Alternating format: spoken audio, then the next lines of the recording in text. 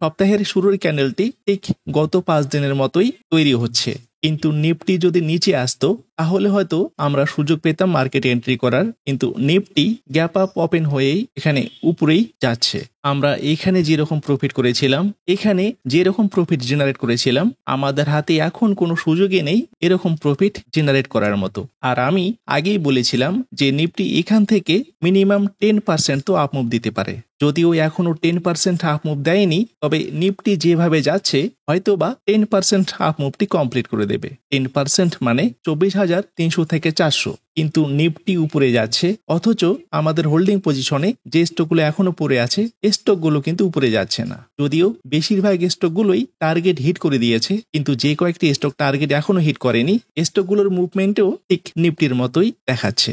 জানি না কবে টার্গেট হিট করবে, তবে টার্গেট হিট না করা পর্যন্ত আমরা তো সেখান থেকে এক্সিট করব না। তো যাই হোক, নিফটি বোরিং ক্যান্ডেল তৈরি করেই যাচ্ছে। ঠিক গতকালকের ভিডিওটি আপনাদের যেরকম বোরিং লেগেছে সেরকমই আজকের নিফটির ক্যান্ডেলটিও বোরিং। গতকালকে আমি এই 10,000 টাকার পোর্টফোলিওতে এখানে স্টক নেমগুলোকে ড্রপ ডাউন বক্সে ইনসার্ট করেছিলাম, তবে আমি জানি অনেকেরই হয়তো এই ব্যাপারটি বোরিং লেগেছে, কারণ আমরা অনেকেই গুগল শিটের মতো অ্যাপ্লিকেশন ব্যবহারে অভ্যস্ত না।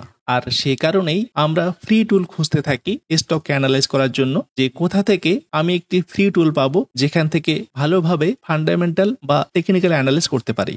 আর আমার উদ্দেশ্য টিপস বা পেইড সার্ভিস সেল করা নয়, আমার উদ্দেশ্য যেটা আমরা জানি না সেটাকে নিয়ে একটু চর্চা করা এবং সেই বিষয়টিকে সহজে নিয়ে আসা। তো নিফটির আজকের ক্লোজিং প্রাইস 23,562। তো দেখে নেওয়া যাক আজকে কোন স্টকগুলো গেইন করলো এবং কোন স্টকগুলো আজকে টপ লুজার। তো আমরা সাধারণত যেখান থেকে গেইনার এবং লুজারের লিস্টটি দেখে থাকি, আমি কিন্তু সেখানে দেখি না। আমি কোথা থেকে দেখি? এটি সেই মার্কেট ওয়াচ, যে মার্কেট ওয়াচটি নিয়ে আমি প্রিভিয়াস ভিডিওতে আলোচনা করেছিলাম, যেখানে sector, symbol, market cap, CMP, change percent এবং সিম্বল নেম, আর এই কলামগুলোকে আমি অ্যাড করেছি অপশনাল, যে কলামগুলোর মাধ্যমে খুব সহজেই আমার অ্যানালাইজ করতে সুবিধা হয়। আর এই সমস্ত বিষয় নিয়েই আমি পরবর্তী ভিডিওগুলোতে আলোচনা করব, যাতে আপনিও এরকম একটি মার্কেট ওয়াচ তৈরি করতে পারেন এবং এখান থেকেই স্টক অ্যানালাইজ করতে পারেন। তো এখানে আমি প্রথমেই এই চেঞ্জ পার্সেন্টটাকে শর্ট করব। এটিকে যদি আমরা শর্ট করি তাহলে বুঝতে পারবো যে আজকে কোন স্টকটি টপ গেইনার এবং কোন স্টকগুলো টপ লুজারের তালিকায় চলে গেছে। তো এখান থেকে শর্ট জেড টু এ করব।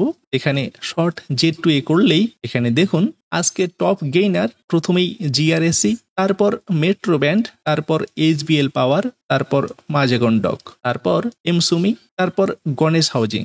আর এই স্টকগুলো থেকে আমরা কিছুদিন আগেই এক্সিট করেছি, কারণ এই স্টকগুলো আমাদের 5% টার্গেটটি হিট করে দিয়েছে। কিন্তু তারপরেও আজকে এই স্টকটি 7% উপরে, তারপরেও আজকে এই স্টকটি 6% উপরে। তো প্রথমে এই টপ গেইনার থেকে প্রথম 5টি স্টককে তুলে নেব। তো সেটা কিভাবে? এখানে দেখুন আইআরস এর একটি ওয়াচ লিস্ট আমি অ্যাড করেছি, যেখানে ফাংশনের মাধ্যমেই আমি এনএসসি, তারপর স্টক নেম, তারপর ইকিউ, মানে যার মাধ্যমে আমি ফায়ার্স এর ওয়াচ লিস্টে খুব সহজেই এই স্টকগুলোকে অ্যাড করতে পারি। তো প্রথমে এখান থেকে 5টি স্টক তুলে নেব, 3, 4, 5। এই 5টি স্টককে সিলেক্ট করে আমি কপি করে নিলাম। এবারে ফায়ার্সে গিয়ে এখানে একটি ওয়াচ লিস্টে এই প্লাস সিম্বলে ক্লিক করব। এই প্লাস সিম্বলে ক্লিক করার পর আমি এখানে কন্ট্রোল ভি করে পেস্ট করে দিব। জাস্ট কন্ট্রোল ভি করে পেস্ট করে দিলাম, এটিকে ক্লোজ করে দিলাম।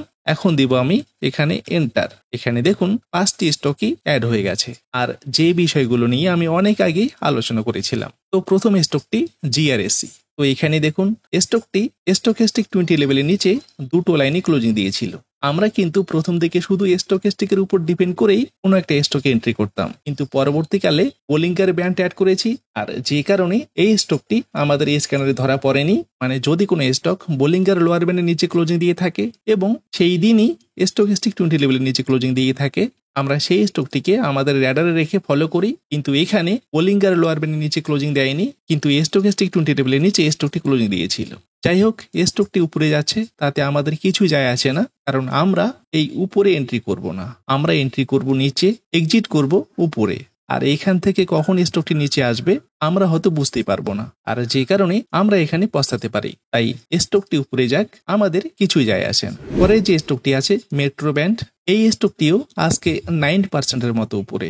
এই স্টকটিও এখানে স্টকেস্টিক 20 লেভেলের নিচে ক্লোজিং দিয়েছিল, কিন্তু এখানে বোলিঙ্গার লোয়ার ব্যান্ডের নিচে স্টকটি ক্লোজিং দেয়নি। এখানে বোলিঙ্গার লোয়ার ব্যান্ডের নিচে স্টকটি ক্লোজিং দিয়েছিল, কিন্তু স্টকেস্টিক 20 লেভেলের নিচে দুটো লাইনে ক্লোজিং দেয়নি। তাই আমাদের স্ক্যানারে এই সমস্ত স্টক ধরা পড়েনি। তারপর SBL পাওয়ার, এই স্টকটি এখানে বোলিঙ্গার লোয়ার ব্যান্ডের নিচে ক্লোজিং দিয়েছিল, কিন্তু এখানে স্টকেস্টিক 20 লেভেলের নিচে ক্লোজিং দেয়নি। এখানে স্টকেস্টিক 20 লেভেলের নিচে ক্লোজিং দিয়েছিল, কিন্তু এখানে বোলিঙ্গার লোয়ার ব্যান্ডের নিচে ক্লোজিং দেয়নি, যে কারণে এই স্টকটিও আমাদের স্ক্যানারে ধরা পড়েনি। তারপরে যে স্টকটি আছে মাজাগন ডক, এটিও আজকে 8% মতো উপরে।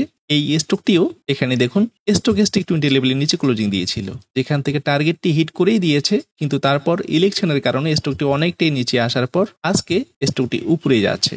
আর এই স্টকটিকে নিয়ে আমি অনেক আগেই এখানে আলোচনা করেছিলাম যে স্টকটি ফান্ডামেন্টালি স্ট্রং। আমরা যদি সেই সমস্ত স্টকের সাথে থাকি তো শেয়ার বাজার থেকে প্রফিট জেনারেট করাটা অনেকটাই ইজি হয়ে যাবে। আর আমার মার্কেট ওয়াচে যে স্টকগুলো আছে প্রায় সবগুলোই ফান্ডামেন্টালি স্ট্রং, মানে আমি সেই স্টকগুলোকে বাছাই করে নিয়েছি যে স্টকগুলো আমি স্ক্রিনার থেকে পেয়েছি। যাই হোক, টপ গেইনারের মধ্যে সর্বশেষ যে স্টকটি আছে এটা এমসুমি। এখানে স্টকেস্টিক 20 লেভেলের নিচে ক্লোজিং দিয়েছিল এবং বোলিঙ্গার লোয়ার ব্যান্ডের নিচে স্টকটি ক্লোজিং দিয়েছিল, কিন্তু এই স্টকটি টার্গেট আমাদের এখানে হিট করে দিয়েছে, যে কারণে আমরা এখানে এক্সিট করেছিলাম। কিন্তু তারপর স্টকটি ইলেকশনের কারণে অনেকটা নিচে আসার পর আজকে স্টকটি 7% মতো উপরে।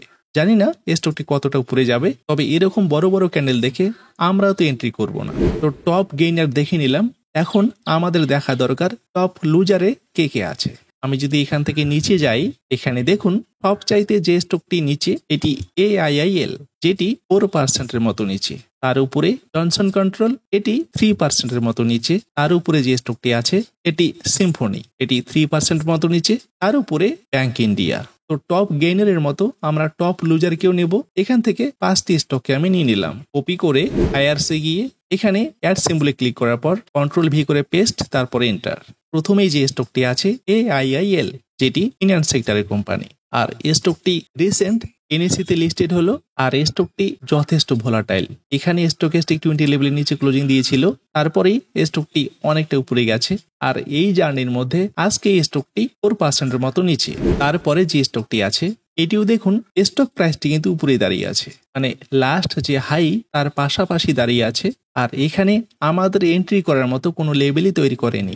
সিম্ফনি, এই স্টকটিও এখানে উপরে দাঁড়িয়ে আছে, টপ লুজারে গেছে, কিন্তু স্টক প্রাইসটি দেখুন, যে কারণে আমরা এই সমস্ত স্টকে কোনো রকম এন্ট্রি করার চিন্তা ভাবনা করব না। স্টকটি এখান থেকে আরো নিচে আসতে পারে, আর নিচে আসলেই আমরা চিন্তা ভাবনা করতে পারি এই সমস্ত স্টকে এন্ট্রি করার। ব্যাংক ইন্ডিয়া এখানে বোলিঙ্গার লোয়ার ব্যান্ডের নিচে ক্লোজিং দিয়েছিল এবং স্টকেস্টিক 20 লেভেলের নিচে দুটো লাইনে ক্লোজিং দিয়েছিল।